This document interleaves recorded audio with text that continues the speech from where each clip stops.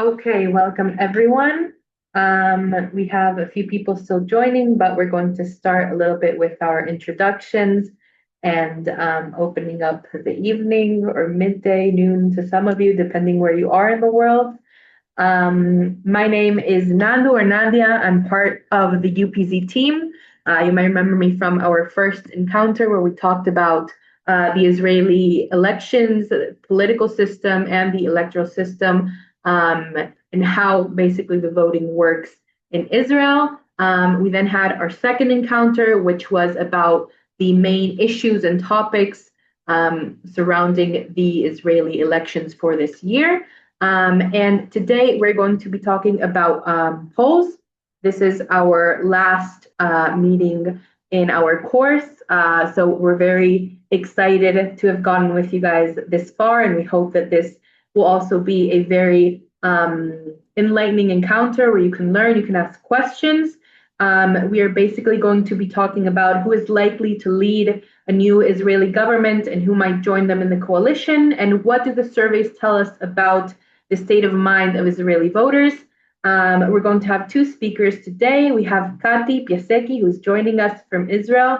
Kati is an Israeli community leader, activist, and politician who has spent nearly 14 years shaping the local government in the city of Bat Yam, which is a conservative bastion in Israel, where she has served as a councilwoman and deputy mayor as part of the Meretz party. And in that role, she has worked to build bridges across some of Israel's deepest social divides, secular and religious, veteran Israelis and new immigrants, young and old, left and right. And she's known for her outspoken fight against corruption and her insistence on transparent and accountable governance. And Kati has recently ran in the HaDemocratim party primaries for a spot in the party slate in the upcoming Knesset elections.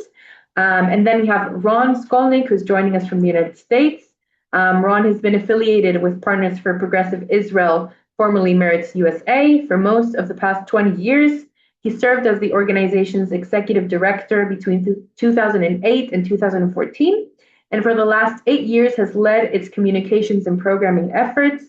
Ron lived in Israel for over 25 years. He earned his BA from Haifa University and his MA in diplomatic and military history from Tel Aviv University. And prior to returning to the US, he served as a political advisor to the British Embassy in Israel. And Ron's political commentary has appeared in Haaretz, the Forward, Tikkun, Palestine Israel Journal, the Times of Israel, Jerusalem Report, Al Monitor, Jerusalem Jewish Currents, and Israel Horizons. And he has appeared on the BBC, Al Jazeera TV, and the Jewish Broadcasting Service. So we're very excited and honored to have such amazing speakers with us this evening in this encounter. And we hope that this will be a very informative meeting and also one where you can ask questions. So I'm going to give now Ron and Kati space to start, basically. Just 1 second that I'm going to spotlight them. Okay. There we go. Ron, Kati, welcome. Thank you, first of all, for being with us here. And we're very excited and we're very eager to learn. So I will hand you both the microphone or the stage, the virtual stage. And yeah. Thank you, Nadu. I'm going to open, right? Okay. Hi, everyone. Thank you so much. Thank you, World Union of Progressive Zionists, for organizing with Partners for Progressive Israel. Thanks, everyone, for attending. I'm going to open and I'm going to sort of try to take us through the numbers, what the numbers are telling us in terms of the opinion polls. And I just want to point out two things. One, I'm not a pollster myself. I'm an avid consumer of polling. It's sort of a hobby and somewhat of a profession, but the polling itself I don't do. So if you have questions about the technical sides of sampling and things, that's not something that I do personally for a living. Second thing, if you see me glancing to my left, I have another computer with some notes. That's why I'm doing that, just as a reminder for myself about points that I want to make. Before I get going about the numbers, I just want to cite one of my favorite quotes from Shimon Peres, who said about polls, polls are like perfume, nice to smell, dangerous to swallow. So polls, and if I want to cite Dalia Scheinlin, one of my favorite experts about polling, polls are only as good as the snapshot that they give us until today. They don't predict the future in any way. So those are sort of like you're forewarned in terms of what we're able to say and what we're not able to say. Nobody knows what's going to be. For those of you who follow American politics, be you Americans or not Americans, I want to say that on Election Day 2016, Donald Trump had a 15% chance, according to probabilities, of winning the election. That seemed very unlikely, but 15% does happen 15 out of every 100 times. Not unheard of. So as I take you through the numbers, I want to, I want you to just keep your thoughts about that in terms of what these numbers mean and how likely and unlikely they are. My last thing in my preface before I get to the numbers themselves. One of the other difficulties about watching the polls at this point is that we don't know which parties are actually going to run. We know that Likud's going to run. We know that Democratim are going to run. But there's a lot of parties out there that might run and they might not run and they might merge.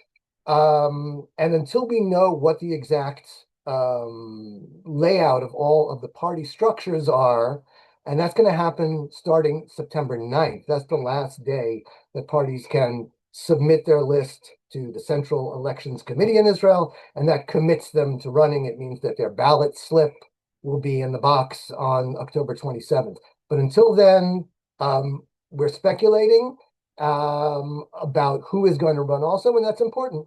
In 2022, people believed, or many people believed, that Labor and Meretz might run together. In the end, they didn't. They ran separately in that. So whatever polls had them running together, well, those became irrelevant. So those are some warnings about how good polls are. And now I want to sort of move over. I'm going to share my screen. I hope this works. I'm going to take a look. I'm going to use, this is Haaretz's coalition builder. And I just thought it would be useful, not just to look at me, but to look at something on screen. And this is one breakdown by political bloc. As you can see, there's various ways based on various pollsters. We'll get to that in a second. But I would say there are four different blocks that we need to look at coming to these elections. Two of them are fairly easy. If you follow my cursor, there's what they call this here, the Eisenkot block, or sometimes called the block of change, or sometimes it's called the Zionist anti-Netanyahu block, which features the Eisenkot's Yashar party, loosely a centrist party. Naftali Bennett, I'm highlighting it, I hope you can see that.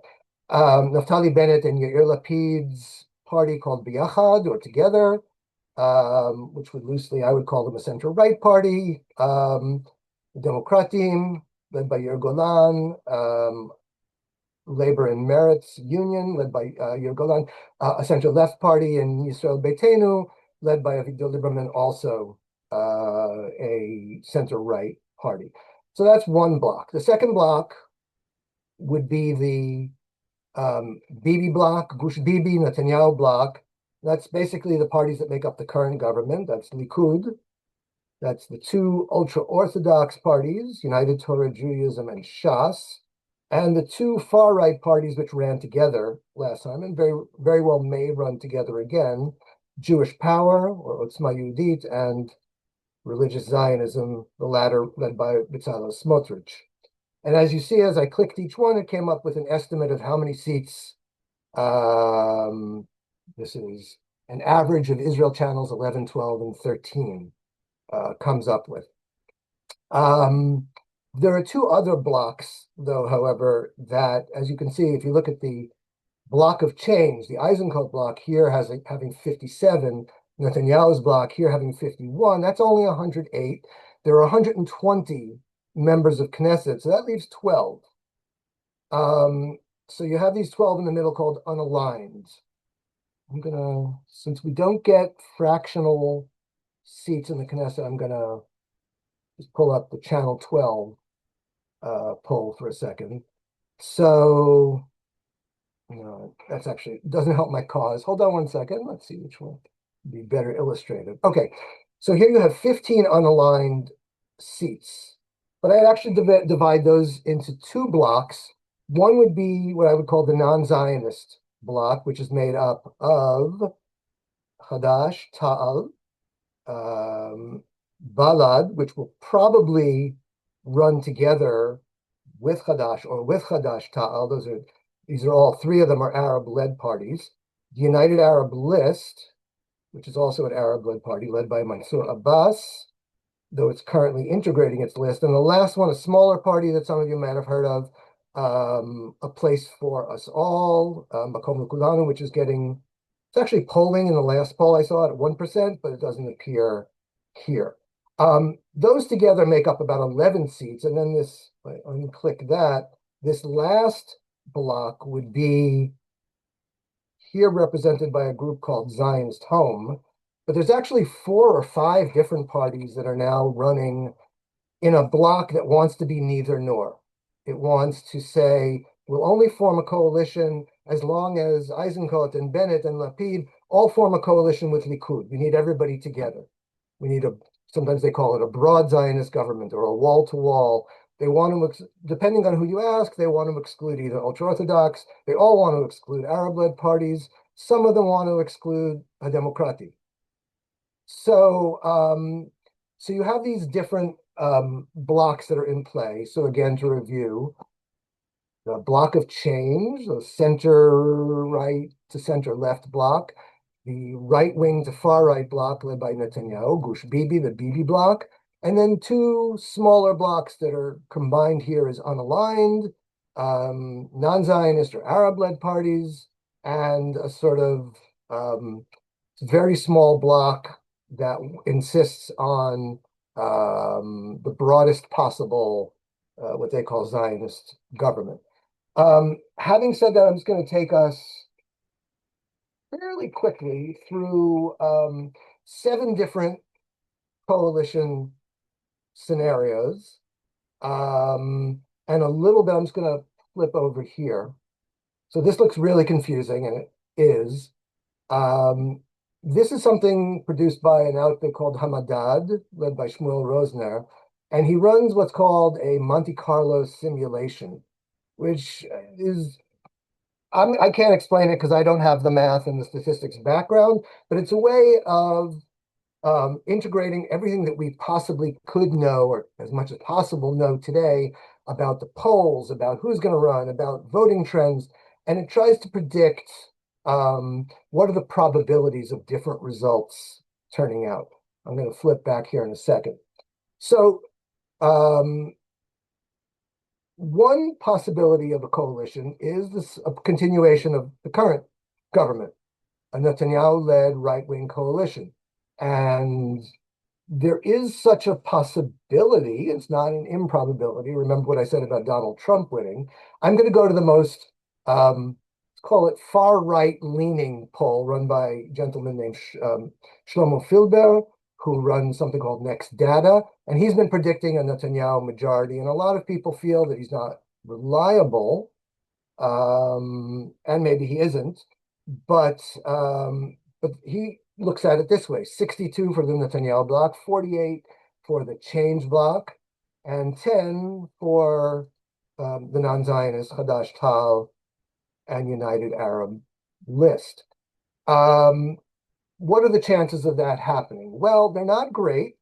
We flip back to here, we'll see, if you look on the left and you see all these green dots. So look at the green dots that are to the right of 60 seats. So those are sort of the chance. You have 1, 2, 3, 4, 5, 6 dots out of, I can't even count them. But so you have a small possibility of it happening, but it's unlikely. Let me see how much Rosner puts it at. Right, chances of a coalition majority, 9.16%. But there are other ways that Netanyahu could form a coalition. He could have the a larger number of seats than the Eisenkot bloc. So here, for example, this is different poll outfit called Direct Polls. And they're predicting 59 seats for Netanyahu's bloc, 50 for the Change bloc. Looks pretty bad so far. And 11 for the non-Zionist parties. Nothing for the sort of in the middle group. What does this mean? Well, ostensibly it means Netanyahu couldn't form a government because he wouldn't get 61 people to vote in favor, but it does leave open the possibility that he could be tasked by the president, and Kati, I'm sure, can explain this better than me, tasked by the president with forming a government and maybe be able to lure some MKs away from opposition parties and get 2 more, and then he's at 61. The chances, according to Rosner's model simulation, of Netanyahu's bloc having more than Eisenkot's bloc is 34%. Not a small amount. Now, you might ask, are these simulations accurate? That's a whole other question. I'm not privy to how he reaches this, but because most of the polls that you see on television are not going to be this pessimistic for the anti-Netanyahu camp. Most people, I'm guessing, joining this webinar would like to see something like, let's see the Ma'ariv. Here we go. Channel 12 in Israel has the most optimistic for the opposition. It has 60 seats, very different from 60 seats for the Change bloc, 50 for the Netanyahu bloc, and 10, again, for the non-Zionist parties. So occasionally you'll have a poll where this bloc has 61. Okay, most often not. Most often they're in the 55 to 60 range. What is the chances that Eisenkot will have actually 61 Zionist party support MKs? Again, there we are. More seats for opposition. I'm sort of highlighting it here without Arab parties. That's how they put it. I wouldn't put it that way. 62.29. Sorry. My mistake. Opposition majority without Arab parties. The chance that Gadi Eisenkot or Naftali Bennett, if there's a miracle, would lead a government that would have only Zionist parties and have 61 seats would be 25%. Not a huge amount. But there would be about a 65% possibility of them being able to form a majority with at least one of the non-Zionist parties. One intriguing thing, and I'm going to hand it over soon to Kati. One intriguing possibility was brought up by Gadi Eisenkot just like last Thursday or Friday, where he said, you know what? I don't need 61 to form a government. I'm happy to form a government with 57, 58. As long as we have more than the Netanyahu folks, I'm going to form a government. And I had to go and look at the basic law to see, is that even possible? And it is. It is until such time as Israel's high court says it isn't. But it is possible. And so the chances of that are pretty high, actually. The chances of Eisenkot, this group of parties, so you take a look. Channel 11, Kantar does their polls, has them at 56 versus 53. Channel 12 has it at 60-50. Channel 13, 56-49. Under all those scenarios, he could form a government based on that plurality and then potentially add to it later. But if they are stuck with these numbers, 2 other possibilities exist. One, there will be no majority, no one forms a government, and that's a choice that politicians will have to make. Gadi Eisenkot may decide there's so much public pressure to have 61 seats, I won't be able to form a minority government, or it's too much of a stretch, we won't be able to govern effectively. It could go back to new elections. And the last possibility, and again, I go back to the spoilers, like Zionist Home or Benny Gantz's party, which is listed here at 0, or Gilad Erdan and Yuli Edelstein's party, which is also here at 0. But if they manage to band together, they could get 6, 7 seats potentially. They may be in a situation to force what they want, sort of a wall-to-wall unity coalition that would include, depending on who you ask, maybe Jewish Power, maybe certainly at least these parties, Eisenkot, Netanyahu, Bennett, and Lapid are here. Some of these parties want to exclude HaDemocratim. Most of them, all of them want to exclude Arab-led parties. Some of them want to exclude ultra-Orthodox parties. So those are your probabilities. I'm just going to leave this screen up here for a second. So again, I'll just sort of recap now, because there's a lot of numbers, I realize. About a 9%, and again, I'm not saying this model is definitive, but according to this model, a 9% chance Netanyahu can reform the current government, a 34% chance that he could have a plurality, which has all sorts of implications. There is about a 62% chance that Eisenkot and other anti-Netanyahu Zionist parties would have a plurality, but not a majority, and about a 25.5% that, nope, sorry, I did that again. Yes, sorry, a 25.5% possibility that Eisenkot, Bennett, Lapid, HaDemocratim, and Lieberman would be able to reach that level of 61. I'm going to stop here. I have some more things to say about the different pollsters that I cited, but I know we don't want me to just go on and on, so I'm going to put myself on mute and unshare. And Kati, I'm going to pass it over to you. Hey everybody, what's up? Good evening from me as well. Forget everything you saw right now, okay? I live in Israel all my life and everything happened. So, as you saw, I was just kidding, of course. As you saw, there is a reason to be optimistic. It looks good, but we need to work hard to make it happen and to have a majority and to have the chance to choose our new prime minister and a new future and hope for our kids. The situation in Israel is very, very weird because, as Ron said, there are 2 blocks, okay? This is something new. You know it better in the US because you have 2 parties. You need to choose between 2 sides.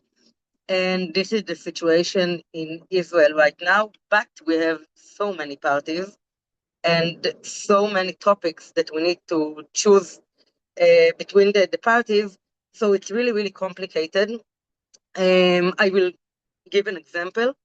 10 years ago, no one thought that Avigdor Lieberman and Yair Golan can be in the same side, okay? It was unbelievable, okay? It was because Lieberman is very right-wing and we are very left-wing.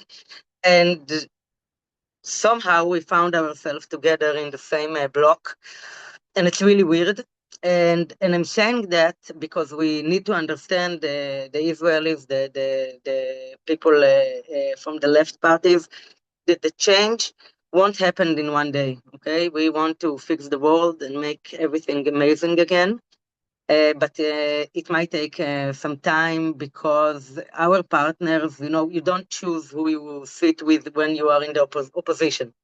When I elected in the first time in Bat Yam Council, I went with the against Lachiani was the mayor block, and I sat with Shas and with the Likud and Israel Beiteinu. Not my favorite parties in Israel, but sometimes you don't choose your partners when you want to make the different and make a change.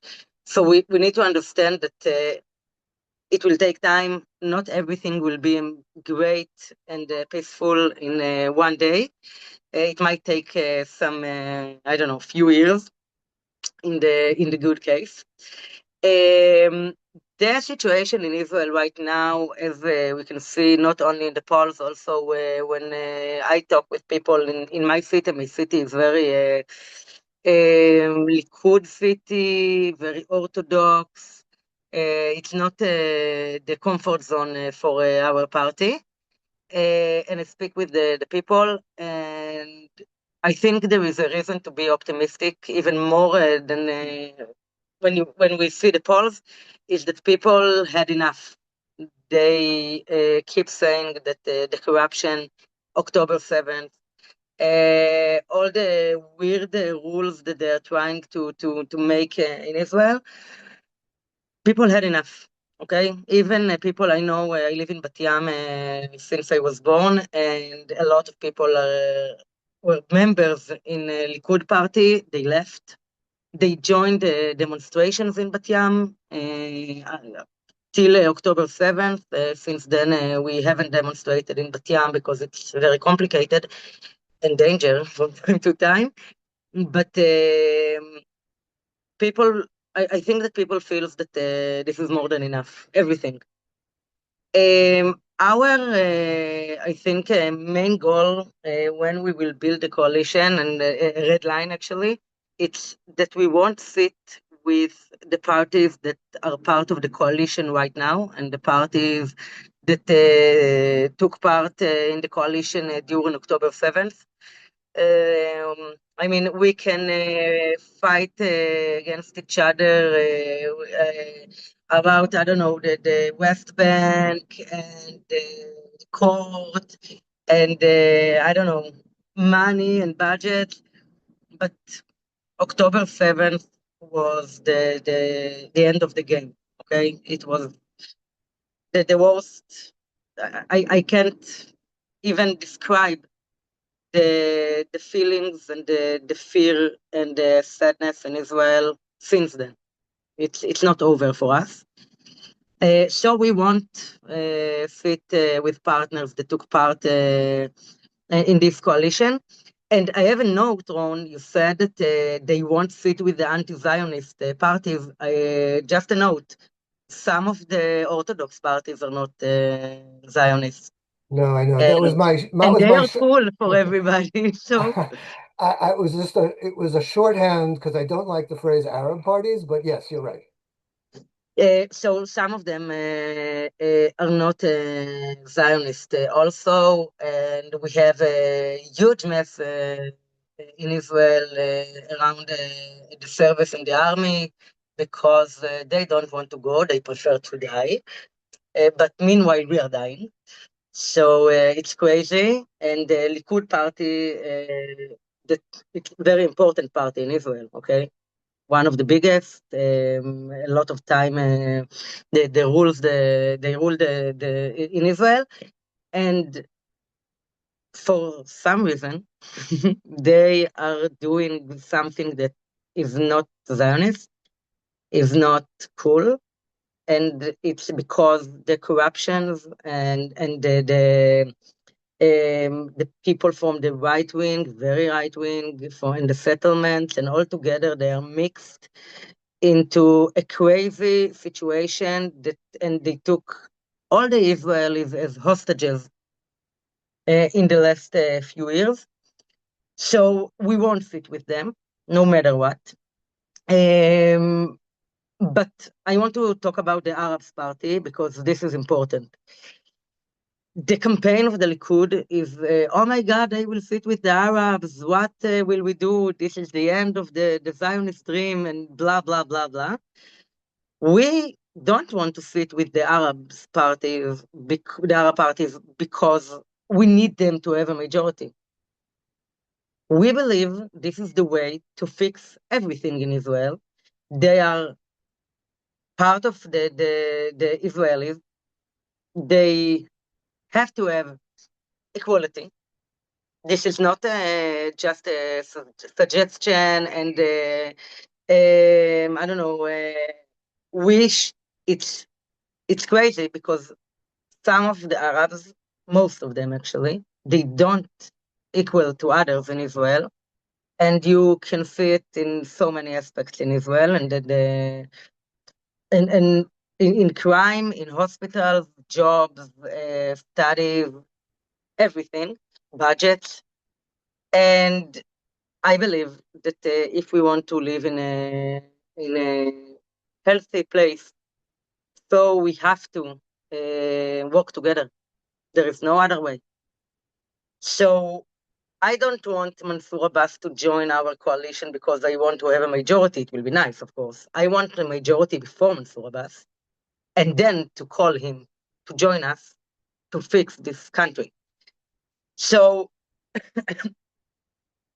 it's very, very weird because Naftali Bennett and Eisenkot and Yair Lapid and Lieberman and Gantz, I don't know how we're still part of the game, but they are afraid to say that they will sit with Mansour Abbas, even though Bibi Netanyahu was the first to call him and ask him to join his government. Okay, so now the campaign of the Bibi bloc is you are lefties and you will sit with the Arabs and you will ruin everything and we won't have a good place to live in and we won't be safe. It's bullshit, okay? Because in the last 2 years, we had October 7th and we have crime in the streets and people are getting murdered every day, not only in the Arab people, okay? Also in the Jewish cities in Israel, every day, youth are killing each other. We have a lot of case of rapes and violence. And there is a chaos right now in Israel because it's like anarchy, because if prime minister can steal and be corrupted, and our head of money community, not money, yeah, money, no, okay, one of our communities, Treasury. yeah, thank you, is was accused in rape and is still in his seat. So if they can, why the others can't? So it's really, really important elections in 2 months, because I know every time we say this is the most critical elections in Israel, every time, but it is, okay? This is the time. I believe that if we want to win these elections and we want to build a good coalition, most of my friends, the ones who are able and they have enough money, will leave. We saw last week the numbers, almost 1,000 people left Israel from high-tech, hospitals, doctors.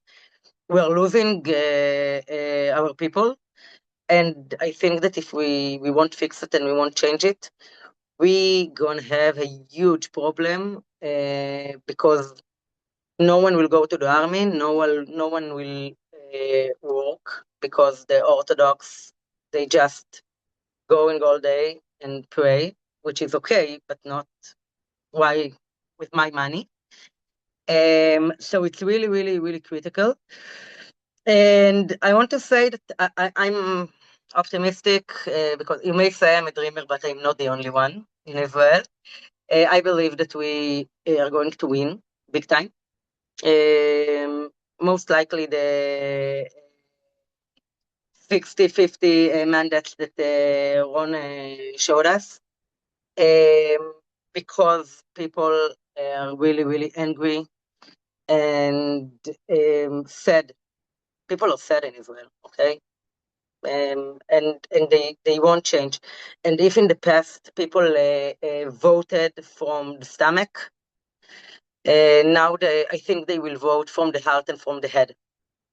I mean, if in my generation, if the parents were Likud party voters, you had no choice.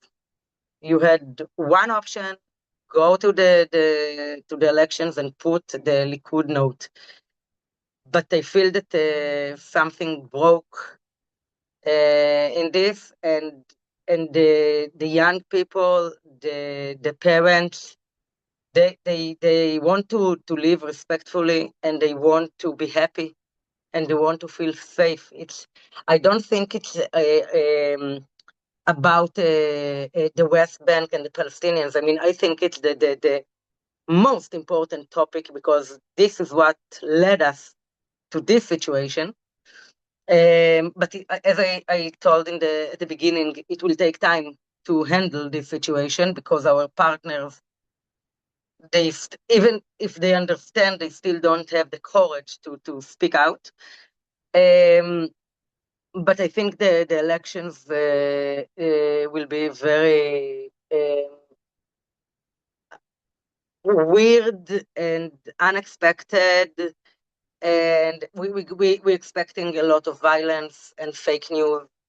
And like a text message that said that in one place, in one school, someone was shot, and it will be a fake, and people will be afraid to go out. But we feel actually that the Arabs are taking responsibility for their life, and they're about to go out and vote. As Bibi said, they will come with buses, and they vote, and they will change the map. And also there is the fly and vote. If you know it, people who can vote in Israel, there are organizations that will help them to book a flight, not with money. No one will pay for the flight, but they will help them to organize everything before, so they will be able to come to Israel and to fix the place they want to come back after a relocation or something like that. And I believe that, and by the way, we don't see the people that live out of Israel in the polls. And the scenario talks about around 8 mandates from our side that are sitting in the US and in Europe. And if half of them will arrive, or a third of them will arrive, there is, it will be a real good surprise to the Israeli people, not only for the left parties or the change parties. It will be a good news and a wind of change for all the Israelis and all the Jewish people, and to the whole world, actually, because we see what is going on with Iran and the Middle East and the US, and everybody is involved. And we need to finish this. I mean, this is 3 years of war. We raise kids here. It's not fun. It's really hard to take them every time to the shelter. It's not left or right. The people in Bat Yam had one missile, the biggest one who sent from Iran, and it killed 9 people. I'm in charge of the welfare, and I evacuated everybody, more than 2,000 people from one missile. And they vote for the Democrats, and they vote for the Likud, and they vote for Shas. And they are old, and they are young, and they speak Russian or English or French. I mean, it doesn't matter. It's really sucked to live in Israel in the last few years, and we have to change it. My parents always tell me that this is our time, our generation time. We need to change. They still go to demonstrations every weekend because they cannot sit at home. But I believe that my generation will make the difference, and we will bring back hope to all of the Israelis' hearts soon, I hope. That's it. That was me.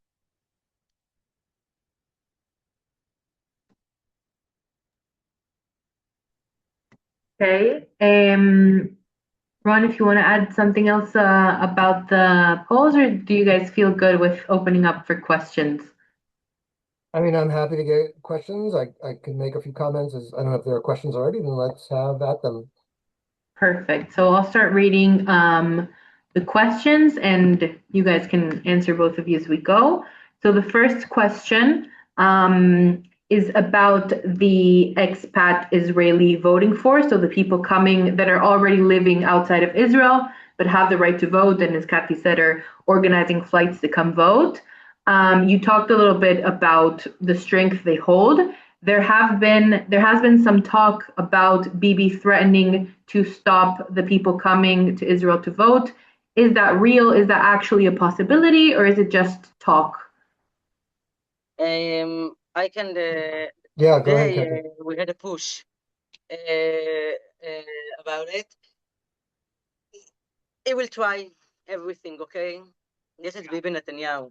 He will do anything he can to stop the change that we are leading.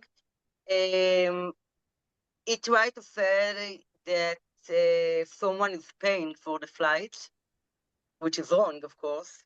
So there is no bribe or anything. And I want to, I don't know, just to say, in the past, so many airplanes from New York, from Brooklyn, arrived to Israel with Orthodox. They don't live here at all. And if they will stop our flights, they will stop also their flights.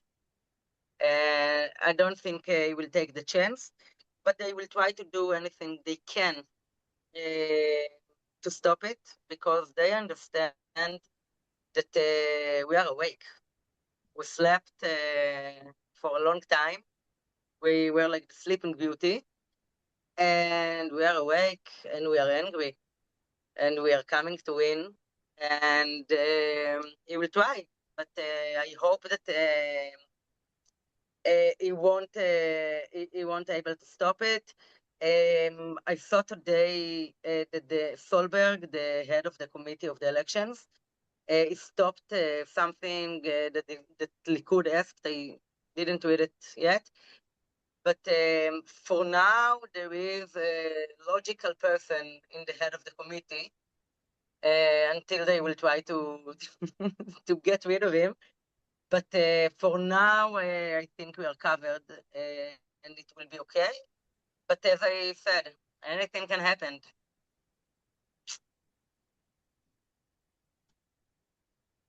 Okay, thank you. So I'll add another question that reads, I heard from Arab activists that the Arab politician parties are voting along the lines of safety, crime, and security for their communities. Like that's the main issue, moving their voters, and that no one from Arab parties is expecting any movement on the two-state question, or that being a main issue, moving voters. How do you think that's reflected in the polls? Is there talk about that? I think we can also see it maybe from the poll analytical aspect, but also what's being said on the streets, let's say. So the Ron, I poll, want to answer. Yeah, go for yeah, it. the polls, there was a pretty substantial Israel Democracy Institute poll. It was a while back. The polls suggest that Arab citizens of Israel are concerned by cost of living. They're concerned by crime. I have some issues with how some of the questions were asked, but mostly it came out that it was crime, it was cost of living. I'm just referencing here for a second, and it was I forget right now what the third was, but it was not the two states. I don't think that I don't, I don't want to speak on behalf of a community, but I definitely would assume that no one expects it to happen based on the makeup of the Israeli Knesset. Great, thank you. Kathy, you wanted to add something on that topic? I will just say the same. I have a lot of Arab friends, and because we had the primary. By the way, tomorrow there is the primaries in the Likud party. We're gonna have so much fun tomorrow because a lot of them are going home finally. I met a lot of communities in the Arab communities. The main issue is, you are correct, of course, is that the people are afraid to send their kids at dark outside, okay? I think that more than last year, more than 400 people got murdered. Arabs, only Arabs, without the Jewish, and there is the car accidents and all together. And I think that, of course, it's not by mistake, okay? It's not the Itamar Ben-Gvir who was in charge on the police.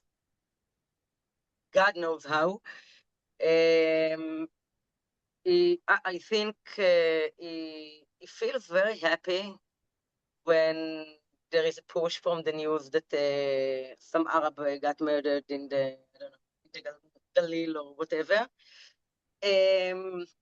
They're afraid and they're scared. And the women also scared because, when there is a violence, the first to pay the bill is women. Yeah, this is the main issue. They don't talk. I think basically in Israel, no one talks about the two-state solution because it's very far away from our reality right now. Thank you. I'll have another question. What do you think is the risk of post-election violence? What form could it take? How could it affect also outcomes? Okay, the other side, the other people, not all of them, of course, but part of them. We can see it now in demonstrations and how they annoying people and bothering people and bullying people. So it's already going on. I mean, it's part of the life of the activist from our side. We're talking about it a lot because we understand that they cannot imagine the situation that they will lose, and they will lose not only the government, the money, the budgets, the roles, the power, and we understand that it might be very sensitive. I'm trying to choose my words carefully. Very sensitive, but this is the reason why we need to win, not by one mandate or two mandates. We need to win this big time. I want to just in the last elections, before Yariv Levin's speech and before October 7th, if we were taking with the numbers, we won. Okay, we had much more voters than the other side. So we don't want to win with doubt. We need to win. So they cannot say that someone changed the I don't know, the vote in some city and stuff like that. We need to win and make them understand that this is the end and don't leave an option to say we won by corruption. I would just note that Israel Democracy Institute did a poll in early August. 70% of Israeli citizens are concerned about the credibility of the upcoming elections. And that's a breeding ground for violence for sure. If you think the result is, somebody fixed it, the fix is in, as Donald Trump like to say, then sure, what do you do if there's no democratic recourse? If you think your vote doesn't count, yeah. Thank you. I'll add another question then. The question is, what concessions over the settlements in the West Bank, if any, can HaDemocratim realistically expect from a future-led Eisenkot government? For instance, would they cancel construction of the E1 settlements or rescind approval of the 34 new settlements that Smotrich approved? What are the options or the possibilities? Ron, do you want me to answer it? You go and then you start. So first of all, before the solutions, I want to talk about the problem. Okay. I've been in the West Bank in a place called Mayan El Samia 3 months ago, 4 months ago. And I went with the Shalom Achshav organization, with the CEO, and we were attacked by settlement. And I'm from Bat Yam, so I fought against them physically because I'm a little bit crazy. And the situation in the West Bank is really crazy. You need to see it to understand. The settlements are getting more violence. They feel that they are the rulers of the land and God and everything. So it's really, really crazy. First step is to, I don't know, maybe take to jail the people who are violent. I don't know, just an idea. They are violent against the Palestinians, against the Israel, that they are not settlements, they're not from their side. They are violence against animals, against the land and the trees and everything. So they need to be arrested and go to court and be a jail. This is the first thing. The second is to stop all the illegal places in the West Bank and in Jerusalem, in Jerusalem, and to just to break everything they did. I mean, they have like it's not buildings, it's like tents, and 2 people live there, and then there is 30 soldiers that around them to keep them alive, even though they are the danger. And suddenly they have a road, and it's really crazy. So we need to just to break it, and to I mean it's I don't have a picture here. It's crazy, crazy. You know, in the middle of nowhere, 2 tents with 4 people that I think that I don't know they drugged, or I don't know what is going on with them, and they bully. It's not bullying, it's terror. Okay, it's a Jewish terror, and this is the name of this situation. I can't stand that they are saying no, it's only a few people. No, it's not a few people. It's a lot of people, a lot of young people. And we need to I mean to ruin everything. I mean it's not the time to talk about the big cities over there with buildings and electricity and everything, but we need to start with something, and we need in the last government more than 100 farms like that was built, and a lot of roads was built, and we need just to rewind it, take it back. I largely agree with what Kati said. But I think that, and I have a huge amount of respect for HaDemocratim, and they're the only party within the constellation that refers to itself as Zionist that I think is would be a worthy coalition member. That's just me editorializing. But I think that there'll still be, I mean, let's be optimistic and let's give the party 12 seats, which is beyond, but you never know. Let's say 12. That's about 20% of the upcoming, a little bit more than 20% of the upcoming coalition. Or a little bit less even.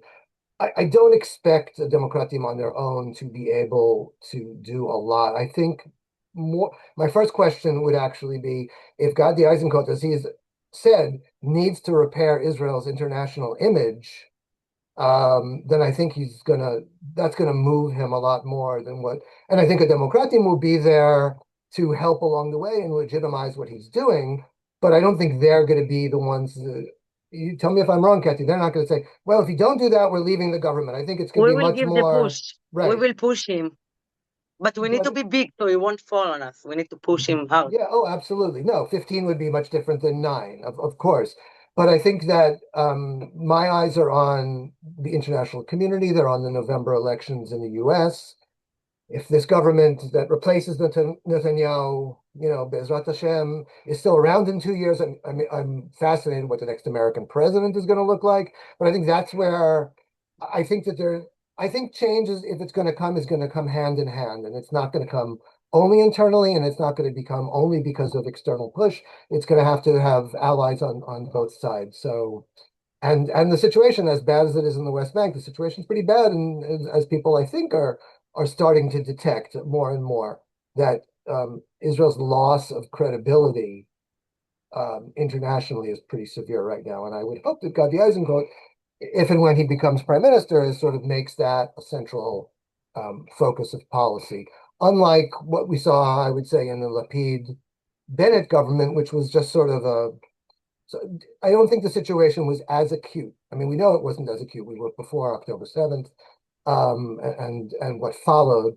So I hope Gadi Eisenkot will steer things based on the push he's getting from abroad as well. I think that Gadi Eisenkot is the best option we have to this situation right now.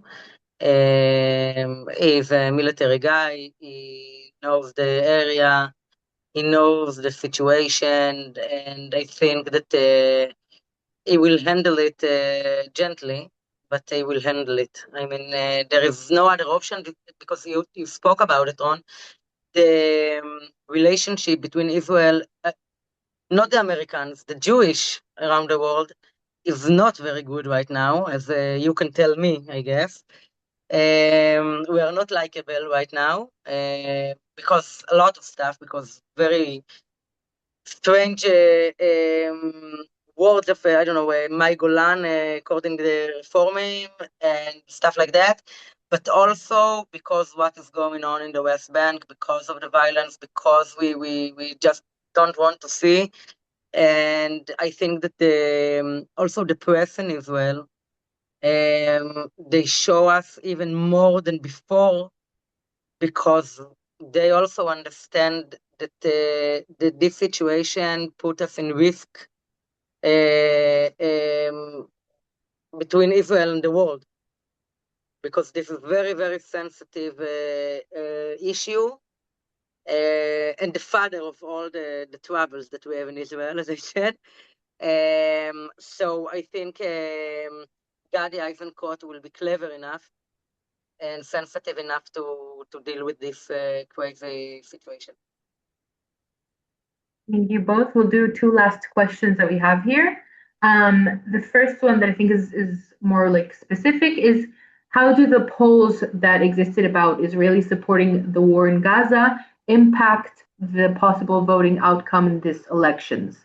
Obviously, that are very, let's say, the war has really changed a lot of the situation. So how do those polls translate or affect what we're seeing today in the electoral polls? I think I told before that in the elections before October 7th, it was a tie, okay? You can call it a tie. And now we see that we have more seats for the change block, okay? But I think, okay, after October 7th, in the morning of October 7th, it was hell, okay? We hated everyone because we saw the worst footage that humans can see, okay? It was really, really hard, okay? I'm lefty. I was born in a very political family from the very, very left side, okay? In our family in Leil Seder, we fight who is more lefty. This is our game. But I was mad, okay? I was so mad. I thought, why? How? What the hell happened? Because it was so massive and so hard, and we lost friends. There is no one in Israel that didn't lose anyone in October 7th. All of us. So at the beginning, it was let's kill them all. let's kill them all. They all need to die with crazy ideas from dark days in Europe, okay? Very, very hard ideas. But then I think that something changed because we had the war in Gaza. No one thought it will take so long and we will lose so many soldiers in there. And the feeling that Bibi Netanyahu is making decisions not according the safety of Israel or what good for the people. The decisions are taken only for what's good for Bibi Netanyahu. And even if he's making the right decisions, all the Israelis, even the people who support Bibi Netanyahu, will ask themselves why it's good for Bibi. And I think that the crisis and that we don't have a trust between the people and the government. I think this is what we see in the polls, not the Gaza situation, not the West Bank situation. This is also a question about the Arabs community. That what about the two-state solution?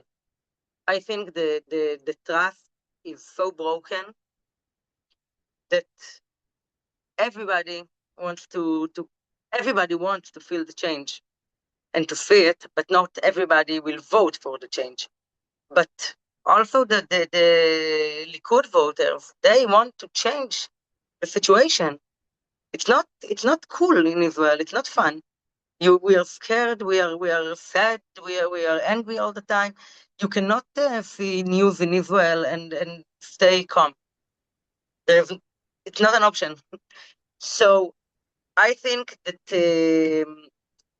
the situation in Gaza is important, very important, and I think that Yair Golan said what he had in mind, and it's okay that he said it because I want leaders that say what they feel and what they think, and I think that we lost maybe a seat or two from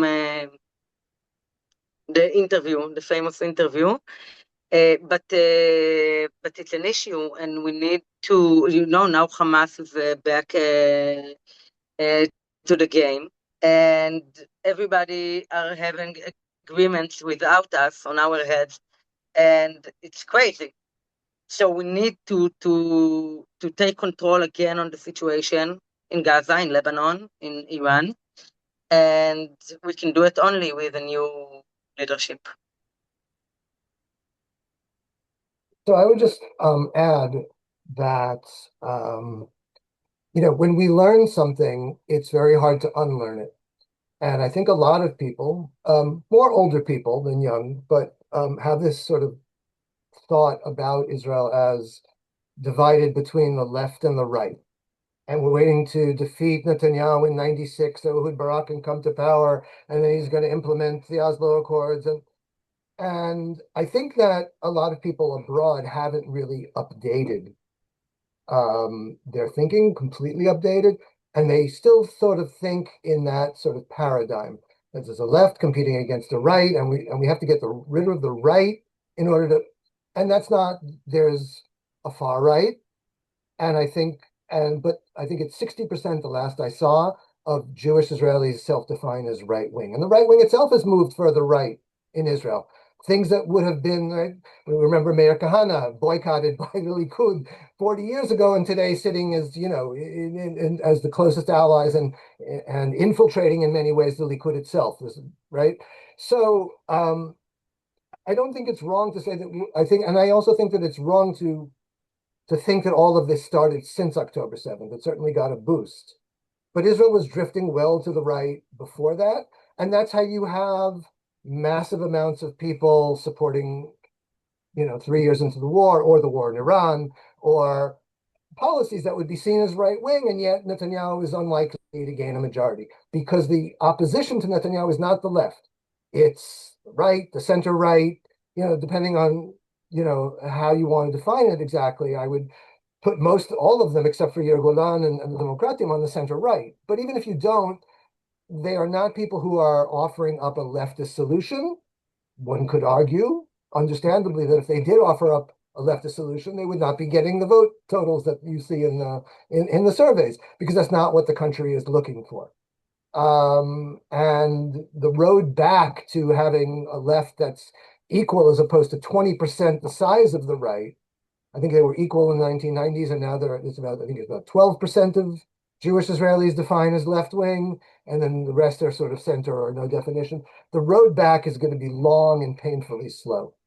And I don't think I don't think that waiting for that, again, sort of repeating what I said before, but I don't think that we can afford to wait for that to happen if it ever does, over the course of decades, for Israel to sort of on its own come about and sort of realize that, oh, here's a good idea for a compromise solution. I think, it's going to have to be a much tougher push and pull than that. I want to add something. I don't tell anyone, but I'm 42 years old. It will be our little secret.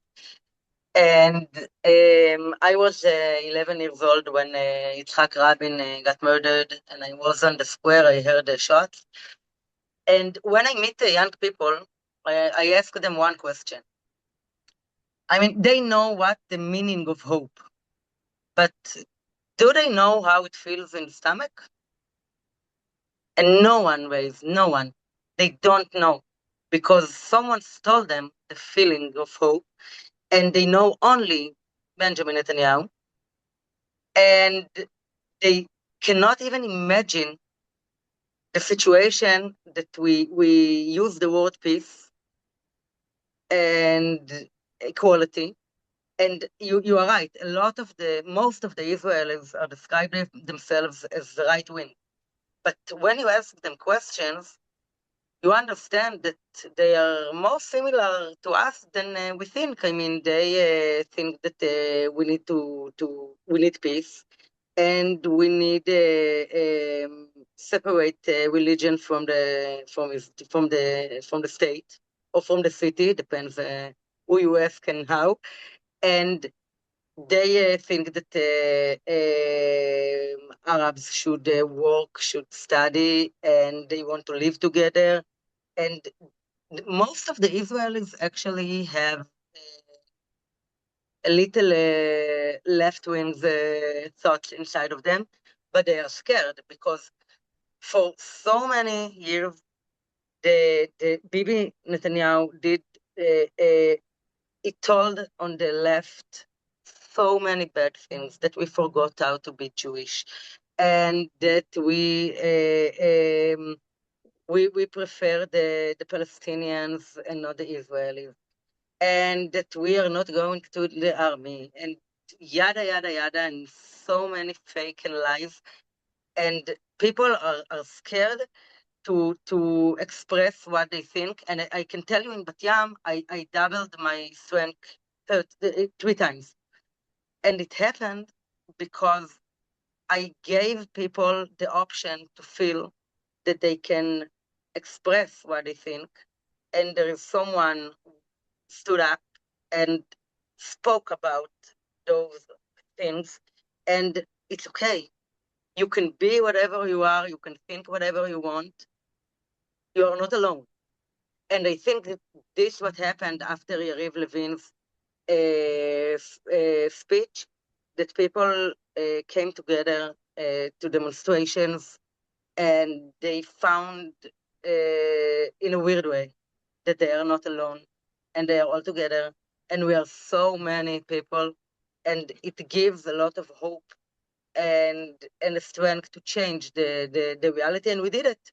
We brought the hostages back home, and we stopped the evil plan of Yariv Levin, and it's a huge success. And a lot of people, more than 2 million Israelis, went out and spoke up. It's amazing. So be optimistic. I think on that incredible note, we'll close our meeting for today. First of all, Kati and Ron, thank you so much. I think this was a very clarifying, engaging, and an important space. And thank you to everyone who was a part of also this meeting and the two previous ones that we had. For us here at the Union of Progressive Zionists, it was very important to bring information about the elections, give access to people to see that in different languages or to read the subtitles at least.